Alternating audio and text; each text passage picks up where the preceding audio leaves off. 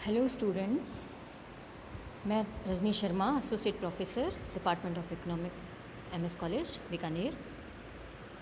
आज आपके सामने एक इकोनॉमिक्स की मैथडोलॉजी का सब्जेक्ट लेकर के आए हैं और उसमें हम 3 चीज़ें पढ़ेंगे। मेथड्स एंड मैथडोलॉजी में micro and macro analysis, static and dynamic analysis and deductive and inductive methods. तो सबसे पहले हम डिस्कस करेंगे माइक्रो एंड मैक्रो एनालिसिस। कोई भी अर्थव्यवस्था हो, an economy is primarily divided into 2 categories. हम 2 कैटेगरी में अर्थव्यवस्था को बांट देते हैं, micro economics and macro economics. तो आगे बढ़ने से पहले ज़रूरी है कि हम माइक्रो इकोनॉमिक्स से समझते क्या हैं। और जानकारी के आप वैसे भी हम सभी जानते हैं कि माइक्रो मीन्स छोटा। तो the term microeconomics is derived from Greek word micros, means small. So microeconomics deals with a small part or a small component of the national economy of a country. तो इसलिए एक small component से related होता है हमारा micro economics या व्यष्टि अर्थशास्त्र।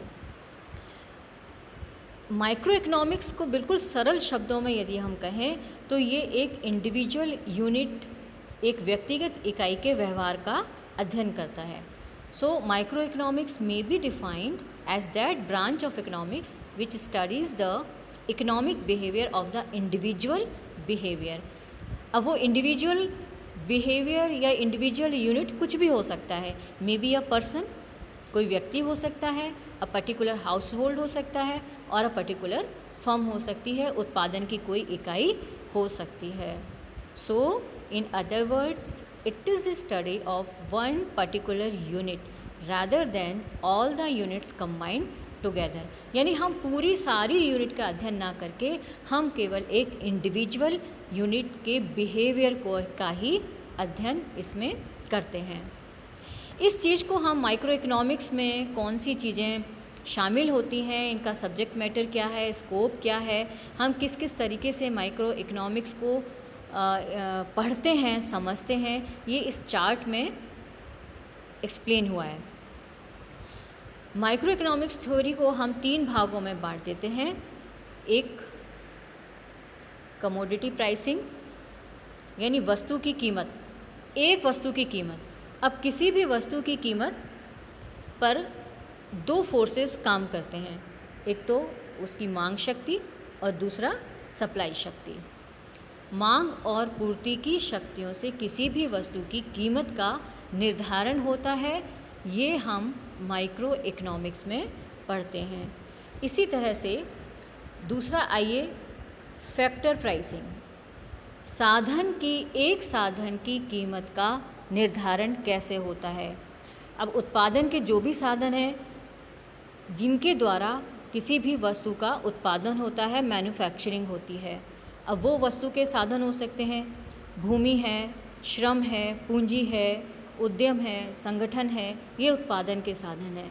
तो अब इन उत्पादन के साधनों का प्रयोग करके जब किसी वस्तु और सेवा का उत्पादन किया जाता है तो बदले में उनको उनके प्रतिफल भी देने पड़ते हैं, उनकी मेहनत का प्रतिफल भी देना होता है। जैसे भूमि का प्रतिफल होता है रेंट, श्रम का प्रतिफल होता है वेजेस, पूंजी का प्रतिफल होता है इंटरेस्ट, और जो उद्यम है, एंटरप्रेन्योर है, उनका प्रतिफल होता है प्रॉफिट, लाभ।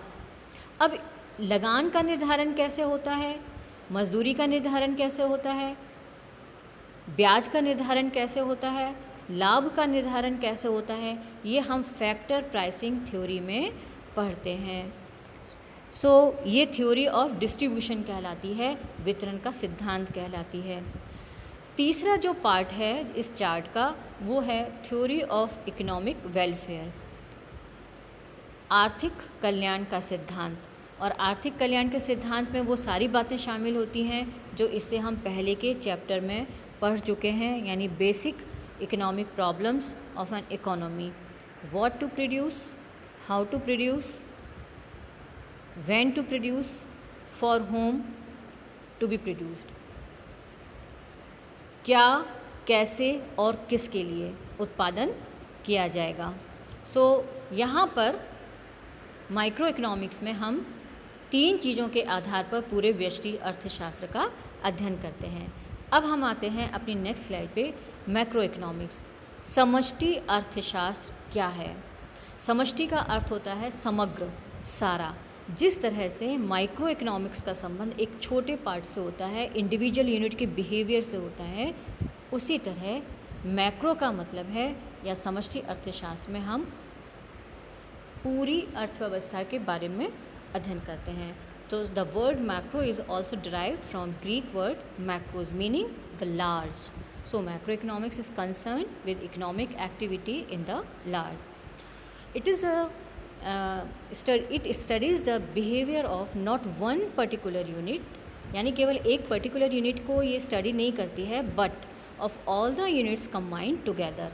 सारी यूनिट्स को यदि हम एक साथ मिला दें, इन अदर वर्ड्स हम कह सकते हैं कि ये एग्रीगेशन का अध्ययन है, ये समूह का अध्ययन है, समग्र का अध्ययन है।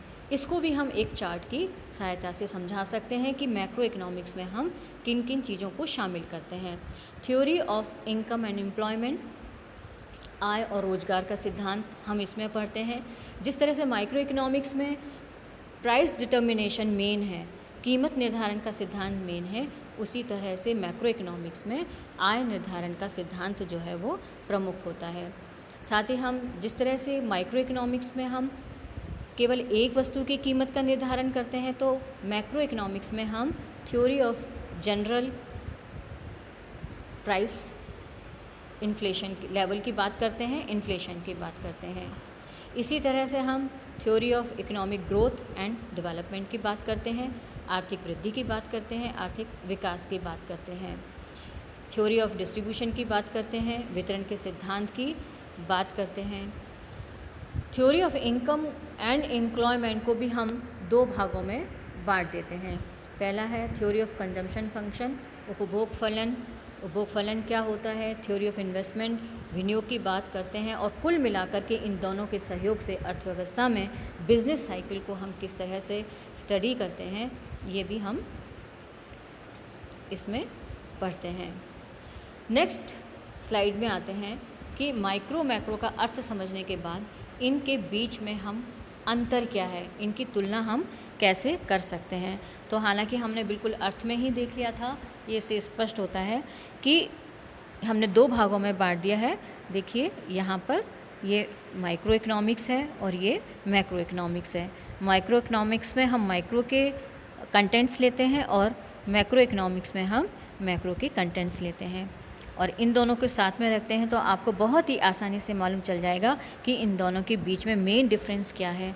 Number 1, micro economics studies individual economic unit. बिल्कुल हमने पहले भी देखा था कि माइक्रो इकोनॉमिक्स जो है वो एक इंडिविजुअल यूनिट के बिहेवियर को स्टडी करता है, जबकि मैक्रो इकोनॉमिक्स में हम एक होल ऑफ द इकोनॉमी, पूरी अर्थव्यवस्था के बारे में बात करते हैं।